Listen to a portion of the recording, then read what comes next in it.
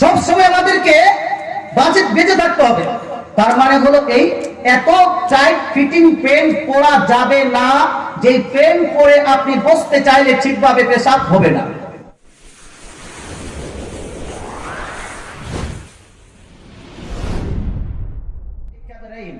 অর্থাৎ দয়ার নবী মায়ান নবী দুইটি কোমরের পাশ দিয়ে অতিক্রম করলেন। ব্রাদার ইসলাম, আগে তিনি ইরশাদ করেন, ফাকাল রাসূলুল্লাহ সাল্লাল্লাহু আলাইহি ওয়াসাল্লাম, নবী পাক সাল্লাম দুইটি কোমরের পাশ দিয়ে অতিক্রম করার কালে ইরশাদ করেন, ইন্নাহুমা লা ইউআযাবান। হে আব্দুল্লাহ ইবনে আব্বাস, শুনে নাও, এই দুইটি কোমরের উপর ভয়ানক আযাব হচ্ছে। ওয়া মা ইউআযাবান ফি কাবীর। আর এই কোমরের উপর যে ভয়ানক আযাব হচ্ছে, এমন কোন বিষয়ের জন্য আযাবটা হচ্ছে না যেই বিষয়টা মানুষ খুব বড় মনে করে, অর্থাৎ মানুষ খুব হালকা মনে করে ওই বিষয়টাকে, ওই কাজটি করে। আর ওই হালকা ভাবা বিষয়টার কারণে এদের উপর কবরে ভয়ানক আযাব হচ্ছে, খুব দর্দনাক আযাব হচ্ছে। দয়ার নবী মায়ান নবী আকা ইনামদার মাদানী তাজদার আহমদ মুখতার জনাবে রাসূলুল্লাহ সাল্লাল্লাহু আলাইহি ওয়াসাল্লাম ইরশাদ করেন, রিজনটা কি, কেন আযাব হচ্ছে? তাকে ইরশাদ করেন, আম্মা আহাদুহুমা, তার মধ্যে একজন ব্যক্তি, কানা লা ইস্তাতিরু মিনাল বাউল, এর মধ্যে একজন ব্যক্তি পেশাবের ছিটা বা পেশাবের ফোঁটা থেকে বাঁচত না। এন্ড নেক্সট ব্যক্তির প্রসঙ্গে ইরশাদ করেন, ওয়া আমাল আখার ফাকানা ইয়ামশি বিন নামিমা, দ্বিতীয় জন ব্যক্তি ব্যাকবাইটিং, গীবত, চুগলি করত। শুনছেন বাবা? কথাগুলো বুঝতে পারছেন? খুব ধ্যান দিয়ে শুনুন। আমি কিন্তু কোনো জমানো বক্তা নই, আমি আপনাকে জমিয়ে শোনাতে পারবো না, একটু দু চারটা হাদিস শোনাতে পারবো ইনশাআল্লাহ তাআলা। একজন ব্যক্তি কি করে বলেন? পেশাবের ছিটে থেকে, খুব ফেমাস হাদিস, অনেকবার শুনেছেন, কিন্তু তারপর আমি শোনাচ্ছি, তার কারণ আছে।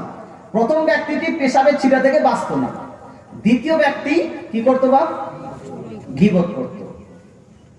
নবী পাক সাল্লাল্লাহু আলাইহি ওয়াসাল্লাম তারপরে ফাআকাযা জারিদাতান রাতাবা, এরপরে দয়ার নবী মায়ান নবী একটি কাঁচা খেজুরের ডাল নিলেন। ভাই, একটি কাঁচা খেজুরের ডাল নিলেন। ফাসাক্কাহা নিসফাইন, আর সেই খেজুরের ডালটাকে দ্বিখণ্ডিত করলেন, দুই টুকরা করে।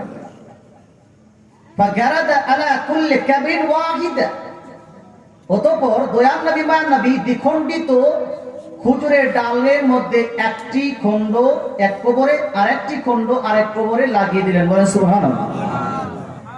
এবার দয়ার নবী মায়ান নবীকে সাহাবারা জিজ্ঞেস করলেন, ইয়া রাসূলুল্লাহ লিমা ফাআলতা হাদা, ইয়া রাসূলুল্লাহ আপনি এটা করলেন কেন? খেজুরের ডালকে দ্বিখণ্ডিত করে আপনি দুইটা কবরে দুইটা খেজুরের ডাল বা শাখের টুকরাটা আপনি দিলেন কেন? দয়ার নবী মায়ান নবী ইরশাদ করেন, লাআল্লাহু ইউখাফফাফু আনহুমা মা লাম ইয়াইবাসা। দয়ার নবী ইরশাদ করেন, আশা করি যতক্ষণ পর্যন্ত খেজুরের ডালটি না শুকিয়েছে ততক্ষণ পর্যন্ত এই দুইটা কবরে আযাব হালকা থাকবে। বলেন সুবহানাল্লাহ, সুবহানাল্লাহ। বেশক হাদিসটি কমপ্লিট। এবার হাদিসটাকে আমরা বুঝবো ইনশাআল্লাহ তাআলা। এই হাদিসের মধ্যে প্রথম হলো নবী পাক সাল্লাল্লাহু আলাইহি ওয়াসাল্লাম দুইটি কবরের পাশ দিয়ে অতিক্রম করলেন। অতিক্রম করাকালীন দয়ার নবী ইরশাদ করেন, দুইটি কবরে ভয়ানক আযাব হচ্ছে। আপনারা কেউ কবরস্থানে গেছেন? বাপ হানা বলেন না, গেছেন? সবাই গেছেন? যারা যারা গেছে একটু হাত তুলে ইয়া রাসূলুল্লাহ বলেন তো। মাশাআল্লাহ, সবাই গেছেন। আচ্ছা, পাশে আছে, মানে বাউন্ডেশন আছে, তো এই জন্য জিজ্ঞেস করতে হচ্ছে। কবরস্থানে গিয়ে কোনদিন কি আযাব বা সওয়াব দেখেছেন কারো? হানা বলেন না। আপনার নবী দেখেছেন কি দেখেননি? দেখেছেন। তো আপনার নবীর দেখা আপনার দেখা কি এক না আলাদা? জোরে বলেন। আপনিও কবরস্থানে গেলেন, কবরকে দেখলেন, না আযাব বুঝতে পারছেন না সওয়াব বুঝতে পারছেন। আর আপনার নবী দয়ার নবী মায়ান নবী কবরস্থানে গেলেন, দুইটা কবরকে দেখে বলছে যে এই দুইটা কবরের উপর ভয়ানক আযাব হচ্ছে। দ্যাট মিন্স আল্লাহ তাআলার রাসূলের দৃষ্টিভঙ্গি এবং জ্ঞান আলাদা, আর আমাদের দৃষ্টিশক্তি আর জ্ঞান আলাদা। দয়ার নবী মায়ান নবী শুধু ওই কবরের আযাবটা কাউসারটা নয়, বরং এই দুনিয়াতে বসে হাউজে কাউসার শত শত বছর পরে যে হাউজে কাউসারের পানি আপনি পান করবেন, দয়ার নবী মায়ার নবী মদিনায় বসে দেখেন, বলে সুবহানাল্লাহ। কোথায় লিপিবদ্ধ আছে? উঠান বুখারী শরীফ, বুখারী শরীফ দ্বিতীয় খণ্ড পৃষ্ঠা নম্বর 578 এর মধ্যে দয়ার নবী মায়ার নবী একদা সাহাবায়ে কেরামকে ইরশাদ করেন, ইন্নী বাইনা ইয়াদাইকুম ফারতুন, হে আমার সাহাবারা, আমি তোমাদের পূর্বে ইন্তেকাল করব, ওয়া ইন্নী শাহীদুন আলাইকুম, আর আমি তোমাদের আমলের সাক্ষী দিব কাল কিয়ামতের মাঠে তোমরা কি করছো। তার মানে নবী ইরশাদ করে, আমি ইন্তেকাল তো করব, কিন্তু তোমাদের সমস্ত ব্যক্তিদের আমলকে আমি দেখব। তারপরে তো নবী ইরশাদ করেন, ওয়া ইন্না মাওইদাকুমুল হাউজ, নিশ্চয়ই তোমার আমার সাক্ষাৎ হবে কাল কিয়ামতের মাঠে উত্তপ্ত ময়দানে হাউজে কাউসারের কিনারায়, বলে সুবহানাল্লাহ। ভালো লাগে না বাপ? বুঝতে পারছেন তো? একটু জোরে সুবহানাল্লাহ বলেন তো।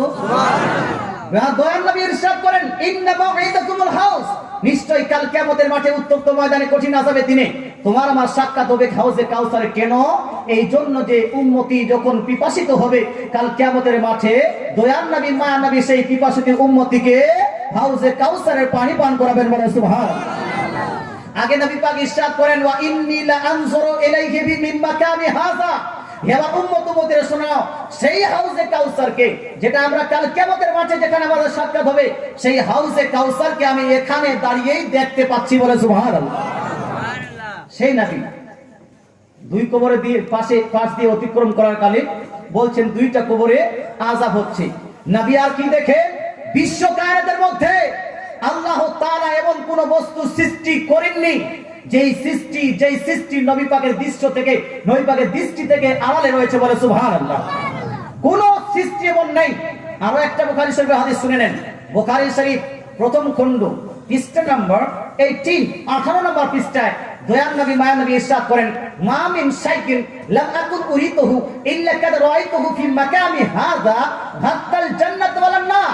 অর্থাৎ নবী পাক ইরশাদ করেন যে আল্লাহ তাআলা যতগুলো জিনিস সৃষ্টি করেছে তার মধ্যে যেই জিনিসকে আমি দেখিনি এর আগে, যেই জিনিসকে আমাকে দেখানো হয়নি, আজ আমি মক্কায় বসে এই মক্কার ভূমি থেকে আল্লাহর গোটা সৃষ্টি জগৎকে দেখে নিলাম, বলে সুবহানাল্লাহ।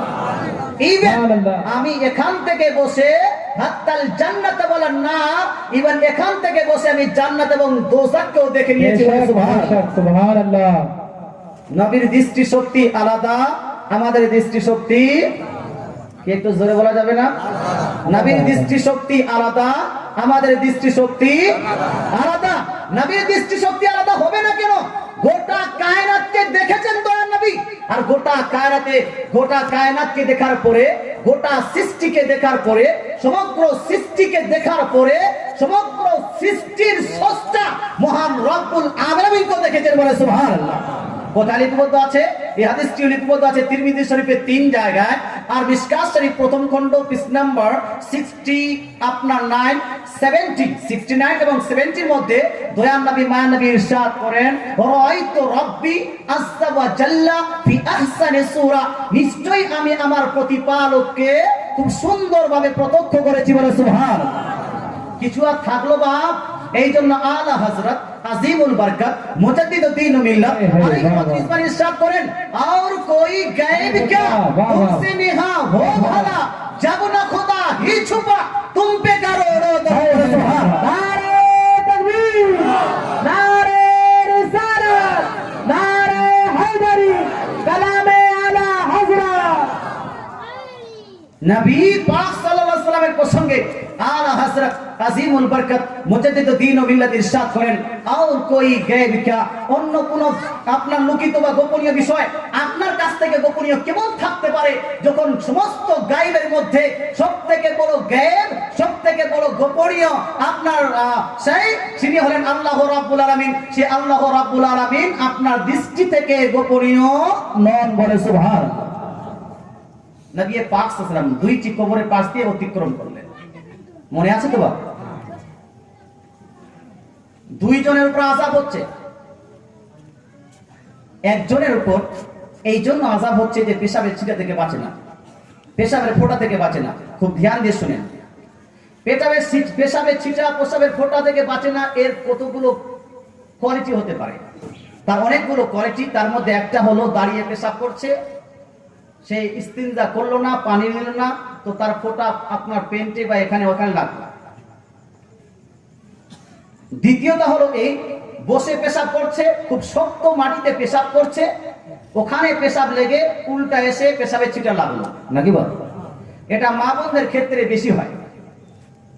যে কোনো পদ্ধতিতে আপনার উপর যদি ছিটা পড়ে আসে আর আপনি যদি সেখান থেকে বাঁচতে না চান বা পরক্ষণে পড়ে গেলে সেটাকে ধুয়ে না নেন, ওই জায়গাটা আপনার শরীরটা হয়ে গেল অপবিত্র।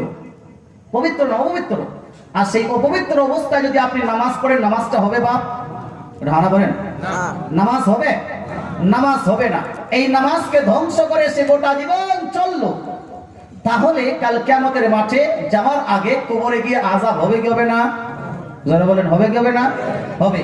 দ্বিতীয়ত হলো এই, আপনি বলেন হুজুর আমরা তো অনেকগুলো মানুষ নামাজ পড়ি না, যদি নামাজ না পড়ি তাহলে পেশাবের ছিটা থেকে বাঁচবো কি বাঁচবো না? পেশাব লাগলে কি গুনাহ হবে? দেখেন ব্রাদার ইসলাম, আপনি নামাজ পড়ুন বা না পড়ুন, পেশাবের ছিটা থেকে বাঁচা অতি জরুরি। দয়ার নবী মায়ার নবী অন্য এক হাদিসে আবু দাউদ শরীফের মধ্যে ইরশাদ করেন, আমতৌর পর ফ্রিলি স্বাধীনভাবে ইরশাদ করেন, ইস্তানজিহু আনিল বাউল ফাইন্না আম্মাতা আযাবিল কবরি মিনহু। হে আমার উম্মত উম্মতিরা, তোমরা সর্বদা পেশাবের ছিটা থেকে বেঁচে থাকো, পেশাবের ফোঁটা থেকে বেঁচে থাকো, কারণ আম আযাবে কবর, সাধারণত কবরের আযাব এই পেশাবের ছিটা পেশাবের ফোঁটার কারণেই হয়। সব সময় আমাদেরকে বেঁচে থাকতে হবে। তার মানে হলো এই, এত টাইট ফিটিং প্যান্ট পরা যাবে না যে প্যান্ট পরে আপনি বসতে চাইলে ঠিকভাবে পেশাব হবে না। যাবে বা ভালো বলে? প্যান্ট যদি পরেন আপনাকে ঢিলঢাল পড়তে হবে, পায়জামা যদি পরেন আপনাকে ঢিলঢাল পড়তে হবে। কথা বোঝা গেল? আর যদি টাইট ফিটিং দিয়ে করেন তো হয়তো আপনাকে দাঁড়িয়ে পেশাব করতে, আর যদি বসে পেশাব করেন তাহলে ক্লিয়ার আপনার পেশাব হবে না। ক্লিয়ার পেশাব না হওয়ার কারণে পরক্ষণে আপনার দুই এক ফোঁটা পেশাবের পেন্ডে লেগে যাবে। দ্বিতীয়ত হলো এই ফোকায়ে কেরাম ইরশাদ করেন, যারা নামাজি তার ক্ষেত্রে খুব সতর্কতা অবলম্বন করতে হবে। সেটা হলো এই, নামাজ পড়ার আগে ইস্তিনজা করা হলো সুন্নাত। ওই ইস্তিনজার সময় যদি আপনার পেশাব ক্লিয়ার না হয়, তাহলে আপনার যেভাবে পেশাবটা ক্লিয়ার হয় করে বা আপনার কেসে বা একটু কুদাকুদি করে একটু হাঁটা চলা করে যে কোনো আপনার কৌশলে আপনার পেশাব যদি ক্লিয়ার হয়ে যায়, তাহলে আপনি পেশাবটাকে ক্লিয়ার করে তারপরেই উযু করে নামাজ পড়বেন। না হলে এই কবরে তো একদিন না একদিন আসতে হবে না বাপ? হবে।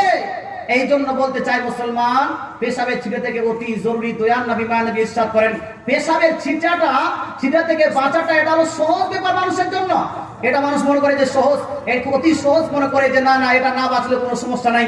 কিন্তু এই সহজ বিষয়টাই হলো এমন একটি গুনাহ, যেই গুনাহের কারণে কবরের মধ্যে সাধারণত সবারই আযাব হয়। এই গুনাহের কারণে আপনার কবর শরীফের মধ্যে, বিশ্বের মধ্যে সবথেকে বিখ্যাত হাদিস গ্রন্থ তারা, সেটা হলো বুখারী শরীফ। এই বুখারী শরীফের মধ্যে ছয়টি হাদিস নিয়ে আসা হয় যে শুধু পেশাবের ছিটা থেকে বাঁচার জন্য বলে। সুবহানাল্লাহ।